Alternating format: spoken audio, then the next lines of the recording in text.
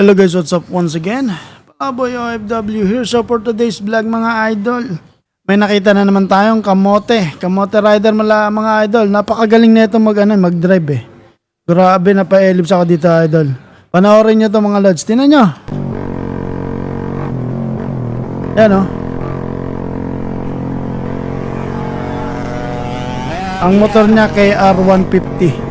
Tingnan. Wow, ang galing ng banking oh. Lupit oh. So yun. Galing. Talagang banking na banking mga lods.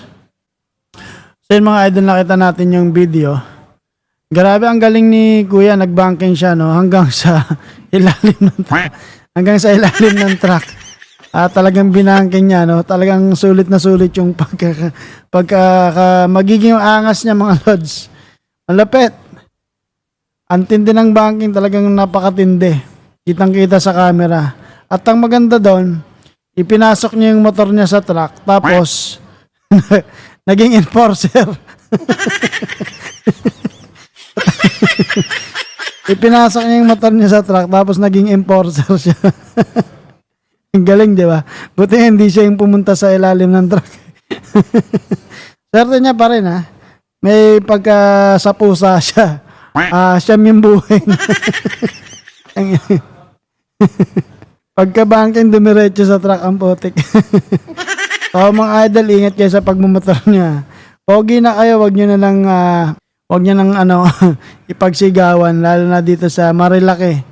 Kita nyong double solid yellow lane. Tapos matindi yung banking niya. Sa tindi ng banking, yun, pinangkalso sa truck yung motor niya. Tapos naging enforcer siya nang wala sa oras.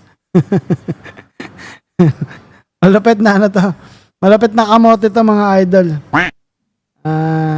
Basahin natin yung mga naging komento ng mga tropa niya rito sa Marilaki. Sabi dito, ba't di pa dalhin agad sa ospital yung pinakamalayo mo sa mga ugali mo? Ito ang sabi. Wow, galing ni kuya, pati sa ilalim ng truck nagbanking din. Yan sabi ko eh. Super banking eh. Ito pa, kapag maganda ang motor, kadalasan sa nagdadala, pinapasukan ng hangin ang ulo. Kaya nangyayari ang ganyan, sobrang hangin. Hindi naman kailangan magpasikat kasi dapat mag-ingat po, hindi magpasikat. Isa lang po ang buhay natin at masarap mabuhay. Kaya dapat iwasan ang hangin sa ulo. Sobrang sa hangin to eh. Para hindi madisgrasya mga lodi. Ingat po at bawasan ang hangin sa ulo. Ito, nagpa-vulcanize to. Siyempre, nasayaran ng hangin yung utak. Kaya yung driver ng motor na yan, sana cash niya nabili yung motor kasi kung hindi, kakamot-kamot siya ng ilang buwan tapos yung motor niya puro damage. So ingat lang mga idol, lalo yung mga motorista sa Marilaki. Kaya kasi yung Marilaki na yan, dyan uso yan yung mga Kamote Riders Association, nagsama-sama dyan eh. So yun lang mga idol. So natutunan natin sa video na to, paki-comment, wag maging mahangin, wag lumaki yung ulo. Puro may hydrocephalus yung mga tambay sa Marilaki. So ingat lang mga idol, stay safe, lalo at maulan-ulan ngayon, and mabuhay. Yun lang mga idol, PBK 2.0, kasama natin si Rapi Sam Steel and Brian Buntanar. Mabuhay mga lodi. Ingat.